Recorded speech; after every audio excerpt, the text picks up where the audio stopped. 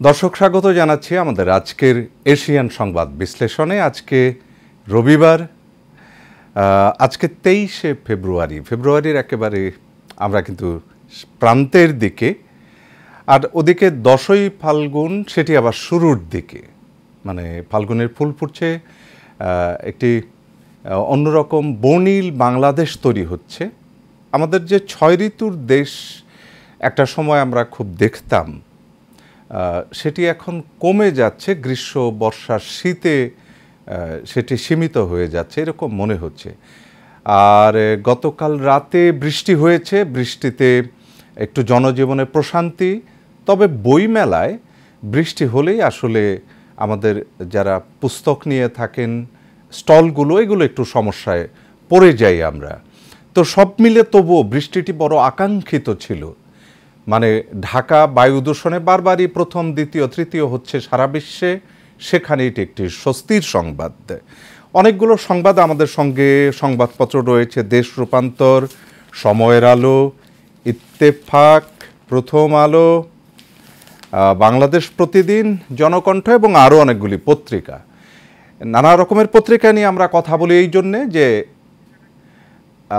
যে সঙ্গে সঙ্গে আমরা মানে সকল ধরনের পত্রিকার একটা টেস্ট আপনাদের দিতে চাই, সংবাদের শিরোনামগুলো কীরকম থাকে। চলুন না আজকে দেখি আজকের আমাদের পত্রিকাগুলো কি বলছে।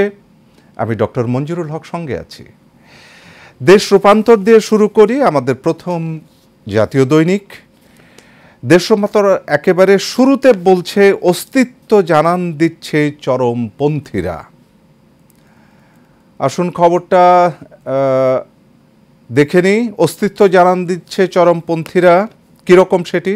শৈলকুপায় জনযুদ্ধ, লাল পতাকার আঞ্চলিক প্রধানসহ 3 চরমপন্থীকে কুপিয়ে গুলি করে হত্যা, নিহত 3 চরমপন্থী, জাসদ গণবাহিনীর কালু গ্রুপের দায় স্বীকার করে বার্তা। তার নিচে খুন হওয়া জনযুদ্ধ প্রধান হানেফ মণ্ডল ছিলেন ফাঁসির দণ্ডপ্রাপ্ত, হয়েছিলেন মৎস্যজীবী লীগ নেতা। হানেফ মণ্ডলকে বিশেষ ক্ষমা করেছিলেন সাবেক রাষ্ট্রপতি আব্দুল হামিদ। চরমপন্থীদের এই উত্থান, এটি আমরা দেখছি। দেশ রূপান্তর তার সবচেয়ে গুরুত্বপূর্ণ সংবাদে নিয়ে এসেছে। ডান পাশে বলা হচ্ছে, সংখ্যালঘু নির্যাতন অভিযোগের কড়া জবাব বিজিবির, সীমান্ত সম্মেলন সমাপ্ত, 6 বিষয়ে মতৈক্য বিজিবি বিএসএফের, সীমান্ত হত্যা শূন্যে নামাতে যৌথ টহলের সিদ্ধান্ত, সীমান্তবর্তী অবকাঠামো নির্মাণের আগে যৌথ পরিদর্শন। আরেকটি খবর, নতুন ছাত্র সংগঠন আসতে পারে কাল, সম্ভাব্য নাম বিপ্লবী ছাত্র শক্তি, কমিটি হতে পারে 251 সদস্যের, শীর্ষ পদ 4টি, পদে আসতে হলে ছাত্রত্ব থাকতে হবে। এটি একটি বিষয় আমাদের বাংলাদেশের জন্য, যে পদে আসছে ছাত্রদের সংগঠন কিন্তু পদে আসছেন অছাত্র। অন্তর্বর্তী সরকারের প্রধান কাজ স্বচ্ছ নিরপেক্ষ নির্বাচন, প্রধানমন্ত্রীকে জবাবদিহির আওতায় আনা হবে। বা একটা সুন্দর ছবি, বসন্তের সকালেও আকাশ ছিল মেঘলা, কালকের খবর, দুপুরে নামে বৃষ্টি।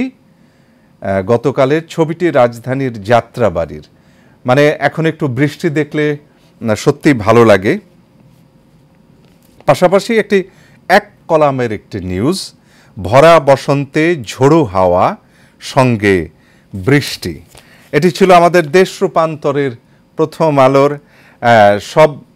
সবগুলো খবরের শিরোনাম। প্রিয় দর্শক, আমরা জানি যে আমাদের অত্যন্ত প্রিয় এবং বাংলাদেশের অনন্য সাধারণ নজরুল সঙ্গীতের শিল্পী ফেরদৌস আরা, তার নাম জানি না এমন প্রায় কেউ নেই। সম্প্রতি তিনি 21শে পদকে ভূষিত হয়েছেন। কোন দিকে নেই তিনি? সঙ্গীত, নাটকের দিকে, চলচ্চিত্রের প্লেব্যাক ও অনুষ্ঠান উপস্থাপনা, এবং আমরা তাকে যেভাবে চিনি নজরুল সঙ্গীতের একনিষ্ঠ একজন গবেষক শিল্পী। আমরা আমন্ত্রণ জানাচ্ছি আমাদের প্রিয় সঙ্গীত শিল্পী, নজরুল সঙ্গীত শিল্পী ফেরদৌস আরাকে। আমরা ফেরদৌস স্যারের উপস্থিতি কামনা করছি। তিনি আমাদের সঙ্গে যুক্ত হলেই আমরা তার সঙ্গে আসব কথাতে। আচ্ছা, এই আমরা সঙ্গীত শিল্পীর জন্য অপেক্ষা করছিলাম, তিনি আমাদের সঙ্গে যুক্ত হয়েছেন। স্বাগত জানাচ্ছি ফেরদৌস স্যারকে। ফেরদৌস স্যার, নিশ্চয়ই ভালো আছেন আপনি? জি। আপনার সঙ্গে আমাদের যে যোগাযোগ সমগ্র মিডিয়ার এবং সমগ্র জাতির, সেটি হচ্ছে নজরুল সঙ্গীতকে সেই সময় থেকে আজকে পর্যন্ত নিয়ে আসা এবং তাকে একটি বিশেষ জায়গাতে প্রতিষ্ঠিত করা আমরা দেখেছি। আরেকদিকে হচ্ছে আপনার কণ্ঠের যে অবদান আমাদের কাছে, সেটি অবিস্মরণীয়। সম্প্রতি আপনি দেশের অন্যতম যে পুরস্কারে ভূষিত হলেন, 21শে পুরস্কার। যদিও আমরা জানি যে আপনার কোনো পুরস্কারই আপনার কাজের সমান নয়, তবুও পুরস্কার মানে আমাদেরকে উৎসাহিত করে। ফেরদৌস স্যার, আপনার কেমন লেগেছে 21শে পুরস্কারে ভূষিত হয়ে? আমরা একটু অনুভূতিটা জানব। অনুভূতির কথা বললে অনেক কথাই চলে আসে, তবে খুব ছোট্ট করে যদি বলতে হয় জি, তাহলে একেবারেই রক্তই আছে গান। পিতা এইচ এম আব্দুল হাই ব্যক্তি জীবনে ইঞ্জিনিয়ার, কিন্তু তিনি ছিলেন উচ্চাঙ্গ সঙ্গীত বিশারদ। বড় আরো 3 বোন ছিলেন যারা আসলে আমার অনুপ্রেরণা ছিলেন। বিশেষত পিতার কাছে হাতে খড়ি, আর তারপরে অনেক অনেক বড় বড় ওস্তাদ পেয়েছি।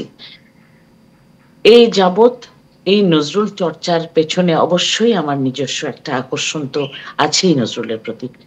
উচ্চাঙ্গ সঙ্গীতের পাশাপাশি এই সেমি ক্লাসিক্যাল গান, হ্যাঁ, অন্যান্য গানের দিকেও আমরা দেখেছি যে আপনার অবদান রয়েছে।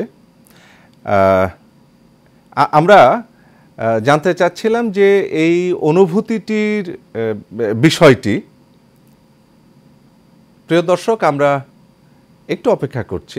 মানে কখনো কখনো যন্ত্র একটু নানান রকমের আচরণ করে, তো ফলে সেরকম একটি আচরণের মধ্যে পড়লাম কিনা দেখা যাক।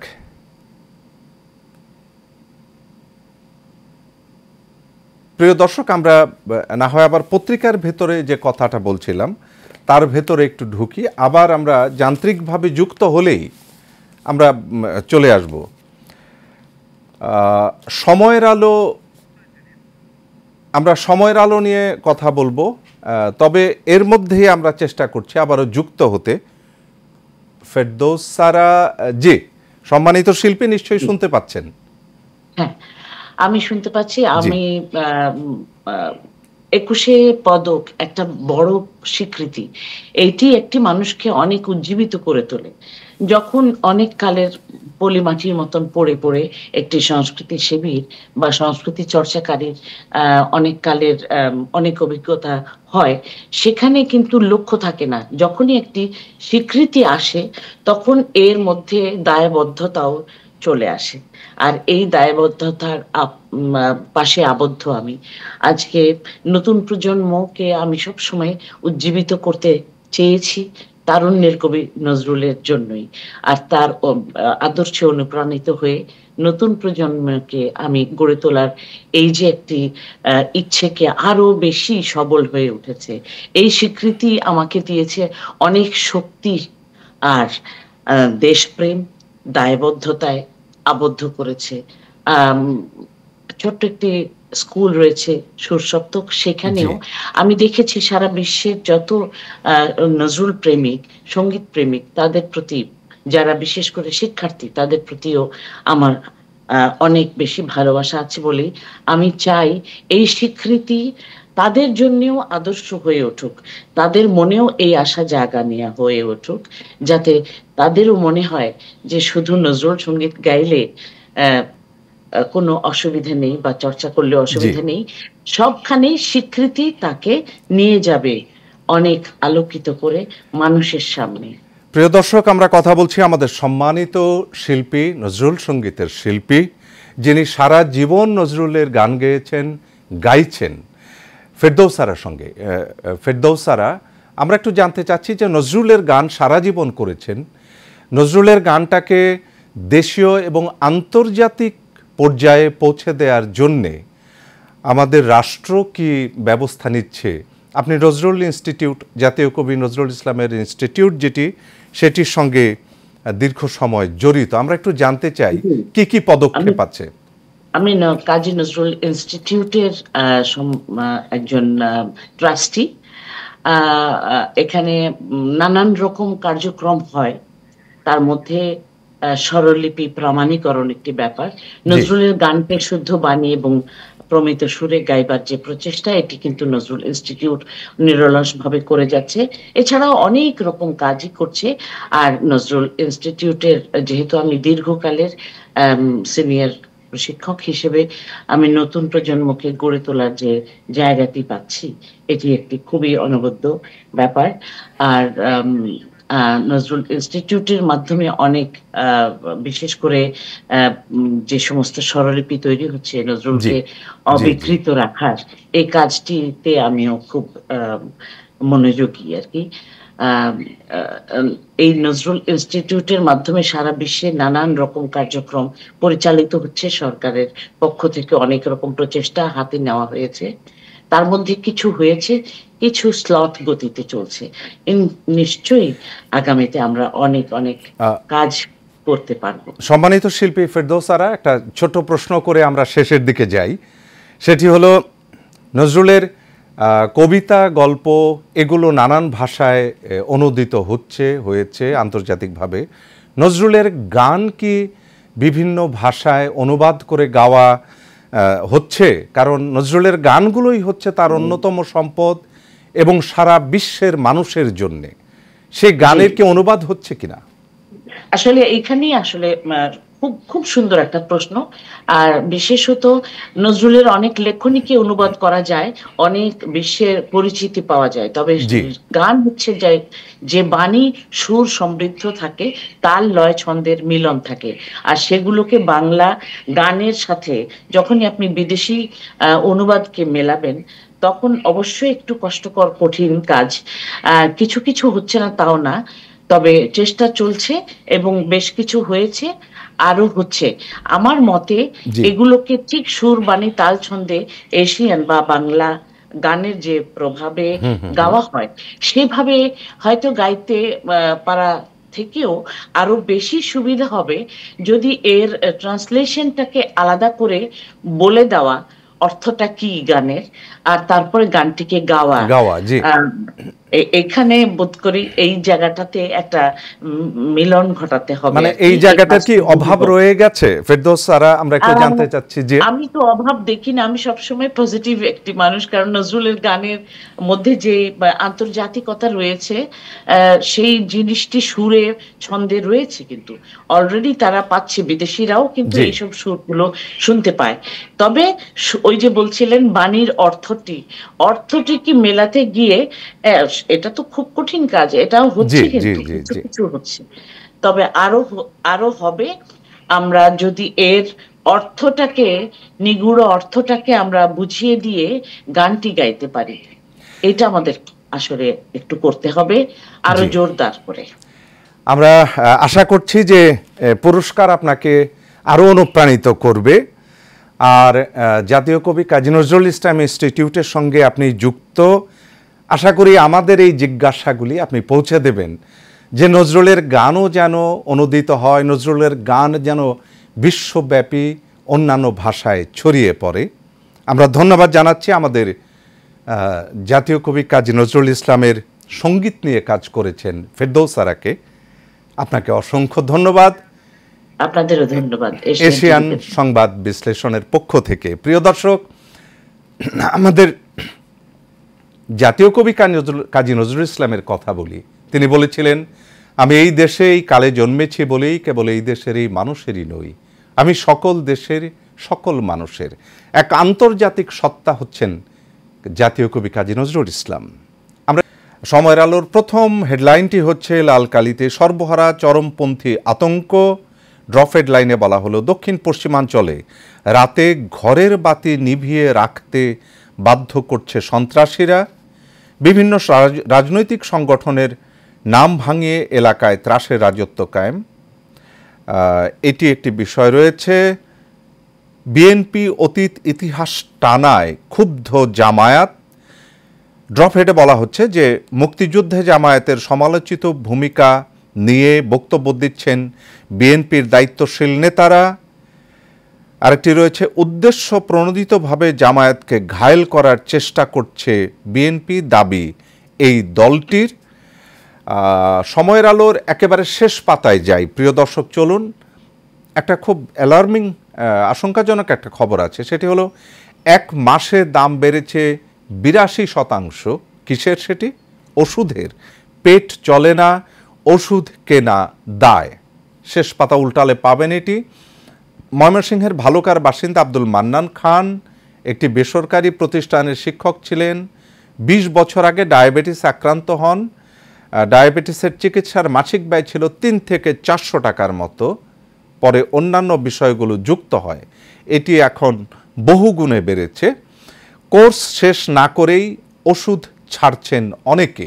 ড্রপহেড। অন্তর্বর্তী সরকার দায়িত্ব নেয়ার পরও কমপক্ষে 60টি ওষুধের দাম বেড়েছে। প্রিয় দর্শক, আমরা কিন্তু এই বিষয়টি নিয়ে কথা বলেছি আমাদের এই অনুষ্ঠানটাতেই। আমরা চেষ্টা করব ওষুধের দাম কেন বাড়ে বাংলাদেশে। এটি কোনো কোনো ক্ষেত্রে 80% বা তারও বেশি, 110% কোনো কোনো ক্ষেত্রে ওষুধের দাম বেড়েছে। এটি সত্যি সত্যি আশঙ্কাজনক। ইত্তেফাক, লালকালিতে হেডলাইন শুরুতে যশোরে বিএনপির সম্মেলনে তারেক রহমান তিনি বলছেন দেশ পুনর্গঠনে দ্রুততম সময়ে স্বচ্ছ নির্বাচন জরুরি। ওদিকে জামায়াত বলছে আগে স্থানীয় সরকারের নির্বাচন, পরে যৌক্তিক সময়ে জাতীয় নির্বাচন দিন। দক্ষিণ পশ্চিমাঞ্চলে আবারও মাথাচাড়া দিচ্ছে চরমপন্থীরা। এদিকে একটা ছবি, চাকরি স্থায়ী করার দাবিতে গতকাল রাজধানীতে জাতীয় প্রেস ক্লাবের সামনে অনশনরত আউটসোর্সিং কর্মীদের উপরে জল কামান ও সাউন্ড গ্রেনেড ব্যবহার করেছে পুলিশ। স্থানীয় সরকারের সব নির্বাচন এখনই একসঙ্গে করা সম্ভব, প্রাথমিক প্রতিবেদন অভিমত স্থানীয় সরকার সংস্কার কমিশনের। আমরা এটি দেখছি জনকণ্ঠের ক্ষেত্রে। এখন জনকণ্ঠ তার লোয়ার ফোল্ডে দেখুন কি আছে। বাংলাদেশে পাঠানো $2,90,00,000 গিয়েছিল 2 কর্মীর প্রতিষ্ঠানে, যার নাম কেউ শোনেনি। ডোনাল্ড ট্রাম্প কথাটি বলেছেন। প্রথম আলোর দিকে আমরা একটু তাকাই। ডিসেম্বরেই নির্বাচন দিতে চায় সরকার। জাতীয় সংসদ নির্বাচন। ড্রপহেডে বলা হচ্ছে যে ডিসেম্বরে নির্বাচন ধরে প্রস্তুতি নিচ্ছে ইসি। ডিসেম্বরে সম্ভব না হলে জানুয়ারির মধ্যে ভোট করতে হবে বলে মনে করছেন সরকার সংশ্লিষ্ট অনেকেই। আবারও সেই কথাটি নাম কেউ শোনেনি সেই সংস্থা পেয়েছে $29 মিলিয়ন। ট্রাম্প কথাটি বলেছেন বাংলাদেশ প্রসঙ্গে। আবারও একটি শ্লীলতাহানির খবর। চলন্ত বাসে ডাকাতি ও শ্লীলতাহানির ঘটনায় গ্রেপ্তার 3 স্বীকারোক্তি পাওয়া গেছে। মির্জাপুর ও রাজশাহীর প্রতিনিধি খবরটি বলেছেন। লোয়ার ফোল্ডে একটু যাই। ক্ষমতা পাকাপোক্ত করার ধারার অবসান ঘটাতে হবে। সানেমের প্যানেল আলোচনায় একটি বলা হলো মেয়র ও চেয়ারম্যান পদে সরাসরি ভোট নয়, হাজং ভাষা রক্ষায় অন্তরের লড়াই। এই যে ভাষাটা, আন্তর্জাতিক মাতৃভাষা আসলে এমন একটা ব্যাপার যেটি বিশ্বের সকল মায়ের ভাষায় কথা বলার স্বাধীনতা, শুধু নিজের ভাষায় নয়, বিশ্বের সকল ভাষায়। প্রিয় দর্শক, আমাদের শেষ করতে হচ্ছে একেবারে অনুষ্ঠানের প্রান্তে। আমরা বারবার দেখেছি যে ডিসেম্বরে নির্বাচন দিতে সরকার প্রস্তুত। ওষুধের দাম বেড়েছে, নাম শোনেনি সে সংস্থায় $29 মিলিয়ন এসেছে। স্বয়ং ট্রাম্প কথাটি বলেছেন। আবারও শ্লীলতাহানির খবর, বাসে যেতে হবে। চলুন আজকের মতো বিদায় নেই দর্শক, আজকের মতো বিদায় নিচ্ছি। স্থবিরতা কাটেনি অর্থনীতির, এটি একটি বিষয়। আর আমরা একদম আমাদের আজকের যে অতিথির সঙ্গে যুক্ত হয়েছিলাম ফেরদৌসারা সম্পর্কে বলে আসলে শেষ করা যাবে না। আমাদের জাতীয় কবি কাজী নজরুলের গান, এবং সেটি কণ্ঠের তার যে গায়কী নায়কী যেটাই বলুন, অসাধারণ অসাধারণ কণ্ঠের অধিকারী এই মানুষটিকে আমরা স্বাগত জানাই। আর ওদিকে বইমেলায় বৃষ্টির পরে আজকে একটু অন্যরকম অবস্থা হবে, তবে ধুলো থাকবে না। যারা বইমেলায় যাচ্ছেন না, বইমেলায় একটু ঘুরে আসুন। কারণ টলস্টয়ের কথা বলি, পৃথিবীতে মাত্র 3টি জিনিস প্রয়োজন, বই, বই এবং বই। চলুন বইয়ের সঙ্গে থাকি এবং থাকি এশিয়ান সংবাদ বিশ্লেষণের সঙ্গে। শুভকামনা, কাল দেখা হচ্ছে।